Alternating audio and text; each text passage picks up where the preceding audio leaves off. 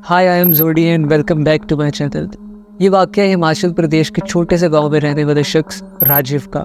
ये गांव घने जंगलों के बीच में छुपा हुआ था। ये गांव पहले ही लोगों के लिए एक राज था, क्योंकि वहाँ बहुत अजीब अजीब कहानियां मशहूर थी जो आम इंसान को डरने पर मजबूर कर देती हैं। राजीव हिमाचल प्रदेश के फॉरेस्ट डिपार्टमेंट में काम करता था। उसका काम जंगल के इलाकों का हिसाब किताब रखना था, जैसे कि जंगल में हो रही इलीगल चॉपिंग और जानवरों की हिफाजत करना। जंगल में अक्सर ऐसे हालात हो जाते थे कि राजीव को अक्सर वहाँ देर रात तक रहना पड़ता था। एक रात राजीव अपनी ड्यूटी से वापस आ रहा था, तो रात के तकरीबन 11 बजे का वक्त था। वापस आते वक्त राजीव ने एक शॉर्टकट लेने का सोचा, जो काफी गहरे जंगल से होता हुआ जाता था।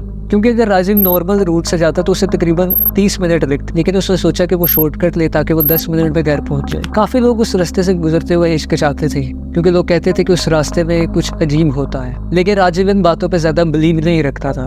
उसने अपनी बाइक ली और उसने उसी घने जंगल वाले शॉर्टकट से चल पड़ा। रात को वहाँ काफी खामोशी थी, चारों तरफ सिर्फ जंगल का अंधेरा था। बाइक की हेडलाइट और टॉर्च की रोशनी के अलावा वहाँ और कोई रोशनी नहीं थी। जैसे ही राजीव जंगल के बीच से गुजर रहा था, तो अचानक उसने देखा कि एक पेड़ के पास एक औरत खड़ी थी। उसने सफेद कपड़े पहने हुए थे और वो पेड़ के करीब बिल्कुल सीधी खड़ी हुई थी। राजीव ने सोचा कि इतनी रात को जंगल में एक औरत कैसे हो सकती है, क्योंकि गांव के लोग उस वक्त तक घरों में होते थे।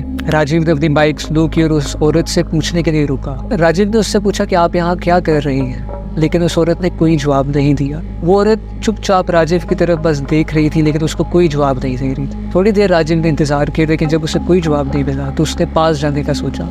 जैसे ही वो पास पहुंचा तो उसने देखा कि उस औरत के पैर उल्टे थे। राजीव का दिमाग एक पल के लिए बिल्कुल सुन्न हो गया। उसने हड़बड़ाहट में एक दफा फिर उस औरत से पूछना चाहा, लेकिन घबराहट से उसके मुंह से लफ्ज ही नहीं निकल रहे थे। इतनी ही देर में वो औरत राजीव के करीब आना शुरू हो गई। हर कदम जो वो औरत आगे बढ़ाती, राजीव को अपने दिल की धड़कनें तेज होती महसूस हो रही होती। उसने जल्दी से वहां से बाइक स्टार्ट करने की कोशिश की, लेकिन बाइक का इंजन बंद हो गया। कई बार कोशिश करने के बावजूद वो बाइक स्टार्ट नहीं हो रही थी। तभी उसको महसूस हुआ कि वो औरत बस कुछ ही कदम दूर थी। राजीव ने बाइक वहीं छोड़ी और बिना कुछ सोचे जंगल की तरफ भाग पड़ा। जंगल का रास्ता इतना घना था कि उसको कुछ दिखाई नहीं दे रहा था। उसने अपनी टॉर्च निकाली, लेकिन इतनी टेंशन में वो उससे संभल नहीं पा रही थी, क्योंकि उसको अपने पीछे से ही पाँव की आवाज़ें सुनाई दे रही थी, जैसे कोई उसका पीछा कर रहा हो। राजीव का हर एक कदम भारी हो रहा और उसे महसूस हो रहा था कि अगर वो इस टाइम रुक गया तो उसके साथ बहुत बुरा हो जाएगा। वो लगातार भागता रहा और वो औरत उसका लगातार पीछा करती रही, जब तक उसे वो मंदिर नजर नहीं आया। मंदिर का दिया जल रहा था और वो सिर्फ वही जगह थी जहाँ उसे कुछ सुकून महसूस हो रहा था। राजीव बिना कुछ सोचे मंदिर के अंदर भागा और मंदिर की घंटी को जोर से बजाना शुरू कर दी। जैसे ही उसने मंदिर की घंटी बजाई तो वो आवाजें एकदम से रुक गई। उसके बाद राजीव ने जब पीछे मुड़ के देखा तो वो औरत भी वहाँ मौजूद नहीं थी। वो सारी रात राजीव उस मंदिर में ही रहा और वो रात कैसी गुजरी राजीव को कुछ याद नहीं। सुबह के वक्त जब पुजारी आया तो उसने देखा कि राजीव वहाँ डर से सहमा हुआ बैठा हुआ था।